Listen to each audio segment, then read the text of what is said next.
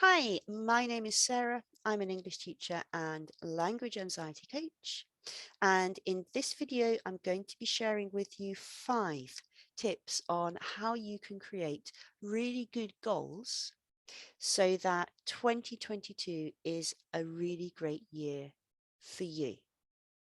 I'm going to give you the tips first, and after that, I'm going to talk about why goal setting is so important. I'm putting the tips first because I know that some people just want to kind of get the main information. But if you want to know my opinion about why I think goals are so important, watch till the end of the video.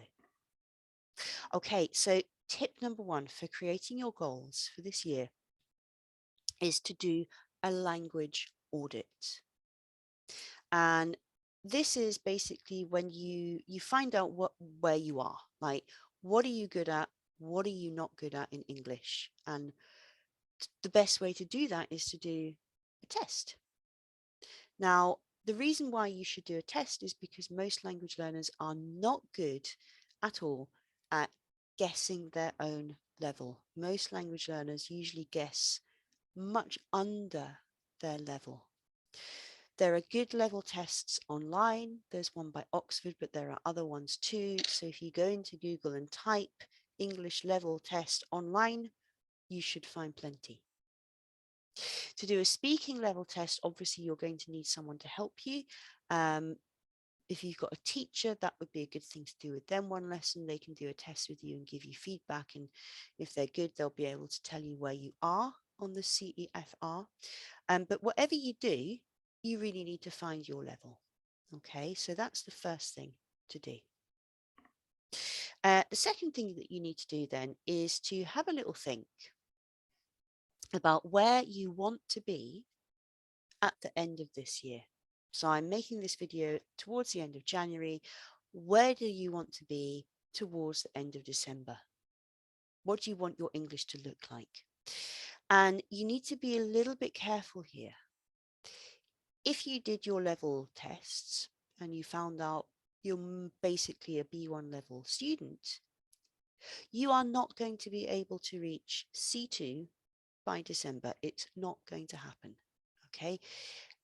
Even if you came to a language school and you stayed there for a year and you worked really, really hard, C2 would be kind of tough to get to. So you've got to be realistic about what you can achieve.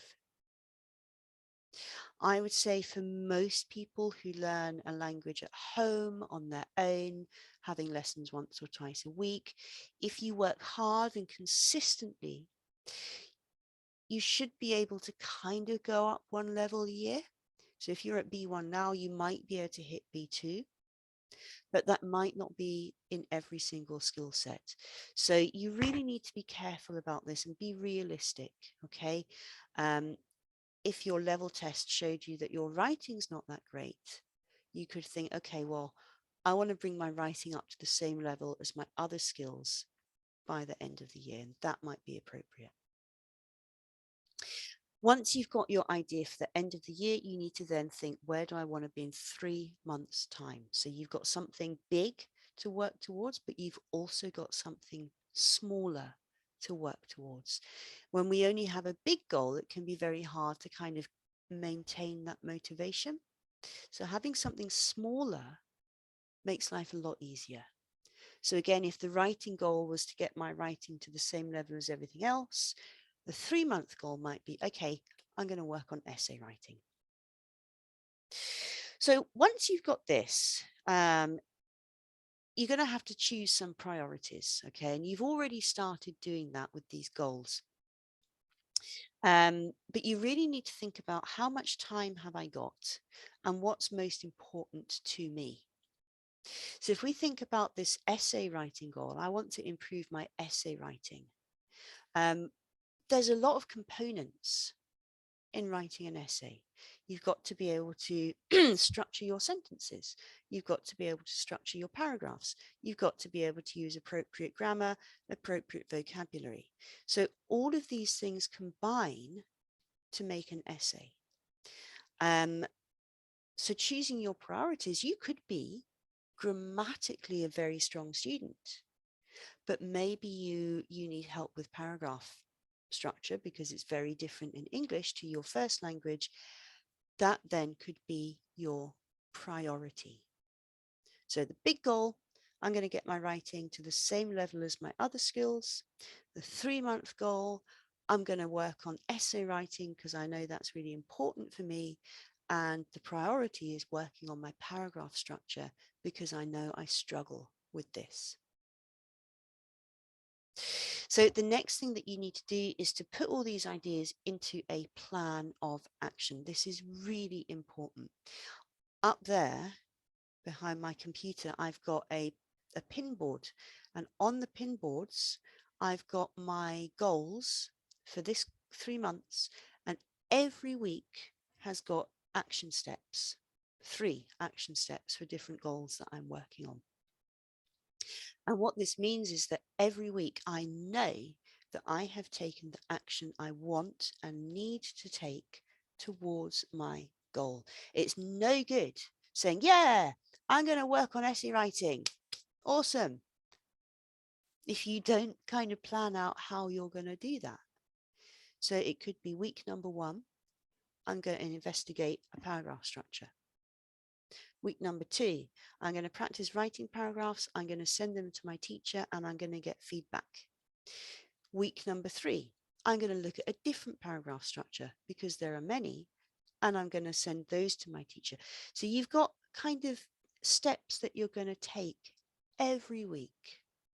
They don't have to be big steps, but they just need to be consistent. And then the final thing that you need to do, like I've just said, is stick it somewhere you can see it. I look at my goals every day because they're right in front of me.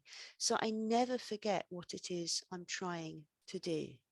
You know, whatever your goal is, whether it's huge, whether it's small, put it somewhere where you can see it on a regular basis, because that will remind you what you're trying to achieve. So that's how I would recommend that you set your goals. And now I'm just going to share why I think you should set goals. If you don't have those goals, you're very likely to kind of drift. You know, we all know people who don't have goals and stuff just kind of happens. And so then they do this and then something else happens. So then they go over here and do that. And this is okay, but it's not really going to get you anywhere. It's just going to get you pushed around by life because life happens. When you've got a goal, you've got focus, you've got motivation, and you've got direction. So even if life does come along and push you to one side, you can think, no, no, no, I'm going towards my goal. And you can kind of bring yourself back on track to where you're trying to go. So that's all I would want to say to you right now about goal setting. If you have any questions, any comments, of course, please leave them below. I'm always happy to help you or answer your questions.